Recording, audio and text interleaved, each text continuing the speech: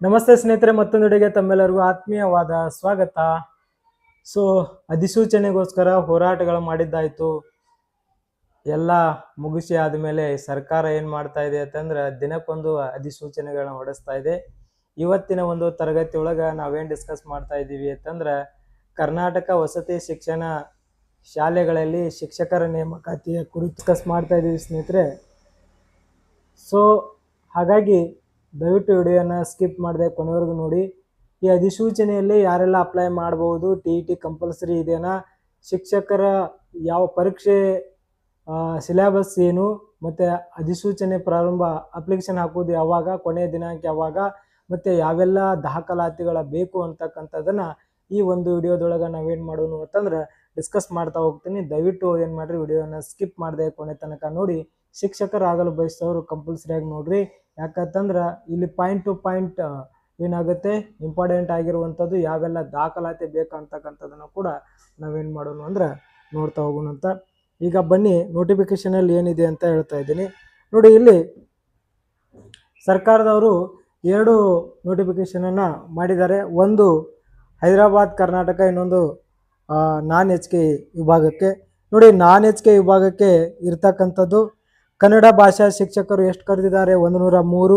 ಆಂಗ್ಲ ಭಾಷಾ ಶಿಕ್ಷಕರಿಗೆ 108, ಹಿಂದಿ ಭಾಷಾ ಶಿಕ್ಷಕರಿಗೆ 55, ಗಣಿತ ಶಿಕ್ಷಕರಿಗೆ 103, ವಿಜ್ಞಾನ ಶಿಕ್ಷಕರು 106, ಸಮಾಜ ವಿಜ್ಞಾನ ಶಿಕ್ಷಕರು 154, ಗಣಕಯಂತ್ರ ಶಿಕ್ಷಕರು 57, ದೈಹಿಕ ಶಿಕ್ಷಕರು 81. ಒಟ್ಟು 725 ಹುದ್ದೆಗಳನ್ನು ಇಲ್ಲಿ ಏನು ಮಾಡಿದ್ದಾರೆ, ಕಾಲ್ಫರ್ ಮಾಡಿದ್ದಾರೆ.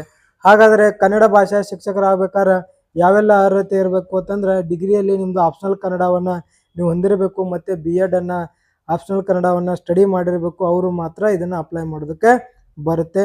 ಅದೇ ರೀತಿಯಾಗಿ ಇಂಗ್ಲೀಷ್ ವಿಷಯವನ್ನು ಕೂಡ ನೀವು ಆಪ್ಷನಲ್ ಇಂಗ್ಲೀಷನ್ನು ತೊಗೊಂಡಿರಬೇಕು ಡಿಗ್ರಿಯಲ್ಲಿ. ಅದೇ ರೀತಿ BEdಲ್ಲಿ ಕೂಡ ನಿಮ್ಗೆ ಇಂಗ್ಲೀಷ್ ಸಬ್ಜೆಕ್ಟ್ ಇರಬೇಕು. ಆಮೇಲೆ TET ಕಂಪಲ್ಸರಿಯಾಗಿ ನೀವು ಪಾಸ್ ಆಗಿರಬೇಕು ಅಂತ ಕೊಟ್ಟಿದ್ದಾರೆ.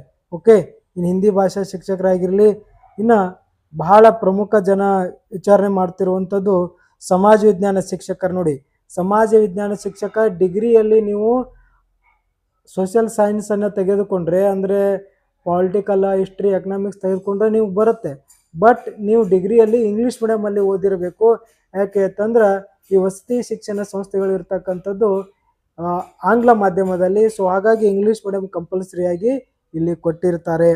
ಸೊ ಅಕಸ್ಮಾತ್ ನೀವು ಕೊಡದೆ ಹೋದರೂ ನಿಮ್ಮನ್ನ ಏನು ಮಾಡ್ತಾರೆ ಅಂತಂದ್ರೆ ಮುಂದಲ್ಲಿ ಸೆಲೆಕ್ಷನ್ಗೆ ತೊಗೊಳ್ಳೋದಿಲ್ಲ ಅಂಥೇಳಿ ಕೊಟ್ಟಿದ್ದಾರೆ. ಇಲ್ಲಿ ಇನ್ನೊಂದು ಪಾಯಿಂಟನ್ನು ಕೊಡ್ತಾರೆ. ಈ ಕನ್ನಡ ಭಾಷಾ ಶಿಕ್ಷಕರಾಗಿರಲಿ, ಆಂಗ್ಲ ಭಾಷಾ ಶಿಕ್ಷಕರಾಗಿರಲಿ, ಹಿಂದಿ ಭಾಷಾ ಶಿಕ್ಷಕರಾಗಿರಲಿ, ವಿಜ್ಞಾನ, ಗಣಿತ, ಸಮಾಜ ವಿಜ್ಞಾನ ಶಿಕ್ಷಕರು ಪತ್ರಿಕೆ 2 ಏನು TET ಪತ್ರಿಕೆ 2 ಅನ್ನ KRTET ಪಾಸ್ ಆಗಿರಬೇಕು, ಅಥವಾ CET ಸೆಂಟ್ರಲ್ TET ನೀವು ಏನಾಗಿರ್ಬೇಕಾಗುತ್ತೆ ಪಾಸ್ ಆದವರಿಗೆ ಮಾತ್ರ ಈ ಒಂದು ಹುದ್ದೆಗಳ ಅಪ್ಲೈ ಮಾಡೋದಕ್ಕೆ ಬರುತ್ತೆ. ಮೊದಲನೇದಾಗಿ ಯಾರೆಲ್ಲ ಆಪ್ಷನಲ್ ಕನ್ನಡವನ್ನು ತೊಗೊಂಡಿರ್ತೀರಿ, ಆಪ್ಷನಲ್ ನಿಮ್ಮ ಡಿಗ್ರಿಯಲ್ಲಿ ಯಾವುದಿರುತ್ತೆ ಅವ್ರು ಅಪ್ಲೈ ಮಾಡ್ಬೋದು. ಸೋಷಿಯಲ್ ಸೈನ್ಸ್ ವಿದ್ಯಾರ್ಥಿಗಳು ಇಂಗ್ಲೀಷ್ ಮಾಧ್ಯಮದಲ್ಲಿ ಓದಿದವರಿಗೆ ಮಾತ್ರ ಏನು ಮಾಡಿದ್ದಾರೆ, ಇಲ್ಲಿ ಅವಕಾಶವನ್ನು ಕೊಟ್ಟಿರುವಂಥದ್ದು.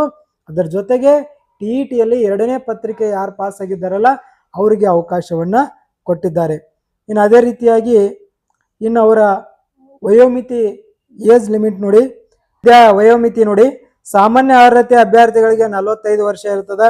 ಅದೇ ರೀತಿ 2A 2B 3A 3B ಅಭ್ಯರ್ಥಿಗಳಿಗೆ 48 ವರ್ಷ ವಯಸ್ಸಿರುತ್ತೆ. ಮತ್ತು ಪ್ರವರ್ಗ 1 SC ST ವಿದ್ಯಾರ್ಥಿಗಳಿಗೆ 50 ವರ್ಷ ಏನಾಗಿರ್ತದೆ ಇಲ್ಲಿ ಅವಕಾಶ ಇರ್ತದೆ.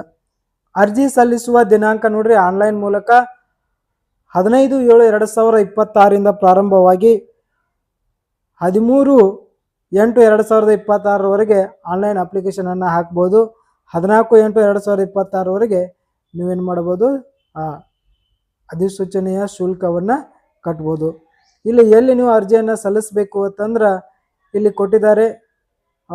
KE ಒಳಗೆ CET ಆನ್ಲೈನ್ ಕರ್ನಾಟಕ.com ಅಂತೇಳಿ ಒಂದು ಲಿಂಕ್ ಇದೆ, ಅಲ್ಲಿ ಹೋಗಿ ನೀವು ಅರ್ಜಿಯನ್ನು ಸಲ್ಲಿಸ್ಬೋದಾಗುತ್ತೆ. ಇಲ್ಲಿ ವೇತನವನ್ನು ಹೇಳ್ತಾ ಇದ್ದಾರೆ, 54,000ದಿಂದ 99,000ವರೆಗೆ ನಿಮಗೆ ಏನಾಗುತ್ತೆ ವೇತನ ಇರ್ತದೆ.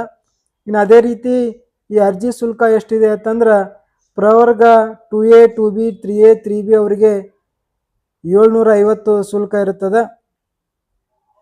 ಅದೇ ರೀತಿಯಾಗಿ ಪರಿಶಿಷ್ಟ ಜಾತಿ ಪರಿಶಿಷ್ಟ ಪಂಗಡ ಪ್ರವರ್ಗ 1 ವಿದ್ಯಾರ್ಥಿಗಳಿಗೆ ಮಾಜಿ ಸೈನಿಕರು ತೃತೀಯ ಲಿಂಗ ಅಭ್ಯರ್ಥಿಗಳಿಗೆ ಎಷ್ಟು ಇರ್ತದೆ ಅಂದ್ರೆ 500 ರೂಪಾಯಿ ಶುಲ್ಕ ಇರ್ತದೆ.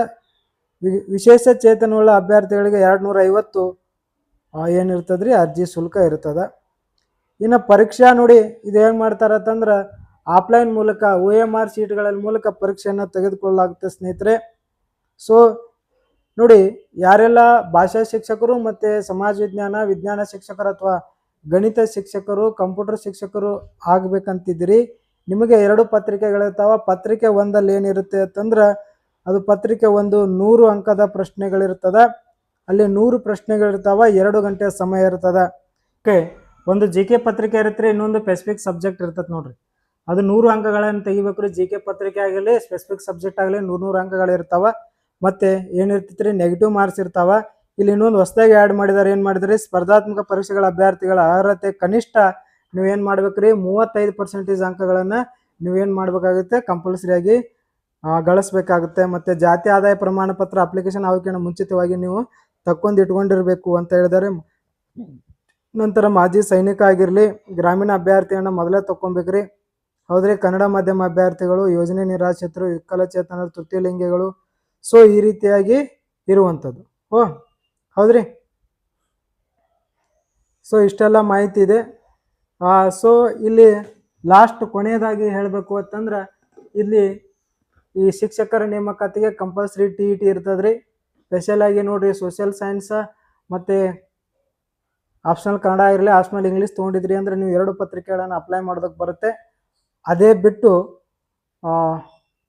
ಮತ್ತಿನ್ನೇನಿಲ್ಲ. ಇಲ್ಲಿ ಎಲ್ಲ ಅಪ್ಲಿಕೇಶನ್ ಯಾವಾಗ ಸ್ಟಾರ್ಟ್ ಆಗುತ್ತೆ ಯಾವಾಗ ಕಂಪ್ಲೀಟ್ ಆಗುತ್ತೆ ಅಂತಕ್ಕಂಥದ್ದನ್ನು ಹೇಳಿದ್ದೀನಿ. ಸೊ ಇಷ್ಟೆಲ್ಲ ಮಾಹಿತಿ ಸ್ನೇಹಿತರೆ. ಇನ್ನೂ ಏನಾದರೂ ಗೊಂದಲ ಇತ್ತು ಅಂತಂದ್ರೆ ದಯವಿಟ್ಟು ಕಮೆಂಟ್ ಮಾಡಿ.